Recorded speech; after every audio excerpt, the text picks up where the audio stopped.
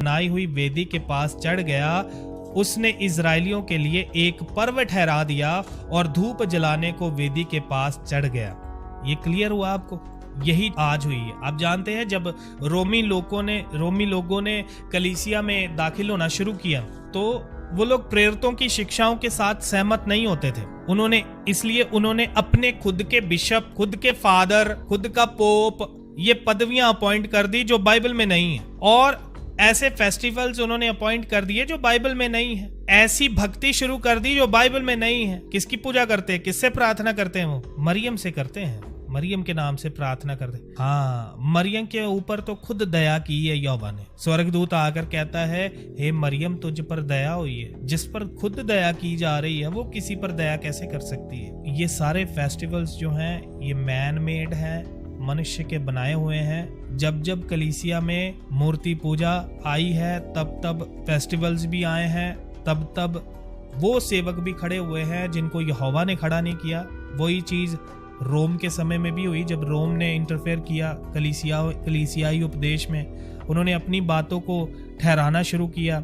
Starting की बात कर रहा हूं, जब रोम में कॉन्स्टेंटाइन ने एक सलीब का निशान देखा और पूरे देश में ऐलान कर दिया कि आज से हम मसीहत को अपनाएंगे। उन्होंने खुद के जो फेस्टिवल्स थे, 25 दिसंबर को जो सूर्य देवता की वो उपासना किया करते थे, उसको तब्दील करके उन्होंने यीशु मसीह का जन्मदिन में बदल दिया। और जो अशेरा के नाम से वो अशेरा की पूजा करते थे, ये सारे इनके सारे रूट जो हैं, रोमी देवता जो हैं, वो सारे रूट जो ग्रीक गॉड है, बेबीलोनी गॉड है, इनके बेबीलोन शासन से आए।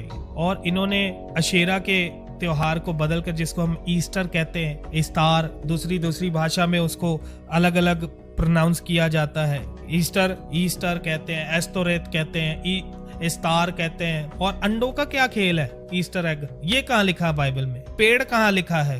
क्रिसमस ट्री कहाँ लिखा है बाइबल में? कैरल सिंगिंग करते हैं कहाँ लिखा है? ये सब चीजें खुद की बनाई हुई हैं। ईस्टर एग, बनी, खरगोश का वो बड़ा मनाते हैं और ईस्टर एग बनाते हैं।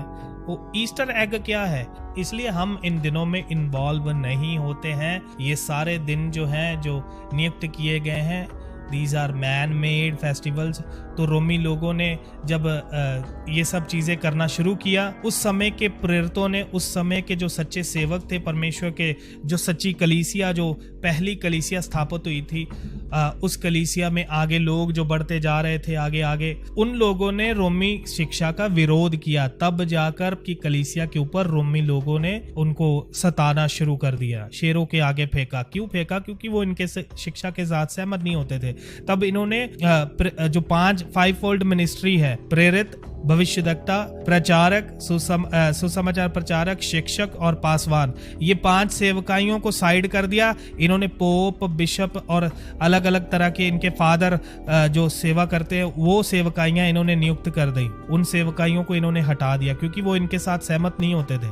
इसलिए इन्होंने सताया उनको, इसलिए इन्होंने मारा उनको, अपने फेस्टिवल्स, अपने कल्ट कलीसिया में लाने के लिए। वही चीज आज भी हो रही है। दूसरा यीशु का प्रचार चल रहा है। और कौन कर रहे हैं? वो सेवक जो परमेश्वर की ओर से अपॉइंट किए हुए नहीं, जो लेवी याजक नहीं है, जिनको परमेश्वर ने सेवा दी है, वो लोग नहीं। कितने सेवक हो गए हैं? गली में सेवक हो गए हैं। उतनी कलीसिया नहीं है जितने सेवक हैं। एक व्यक्ति बता रहा था, कहते पहले कहावत चलती थी कि ईंट उठाओ तो नीचे सेवक मिलता है। कहते अब ईंट उठाने की जरूरत नहीं है, ईंट के ऊपर ही बैठे हैं, इतने सेवक हो गए हैं। हाँ, वचन का कोई समझ नहीं है, बस फूल बरसाओ जी, मेरी एंट्री हो रही है, man of God, women of God आ रहे हैं, फूल बरसाओ उनके ऊपर।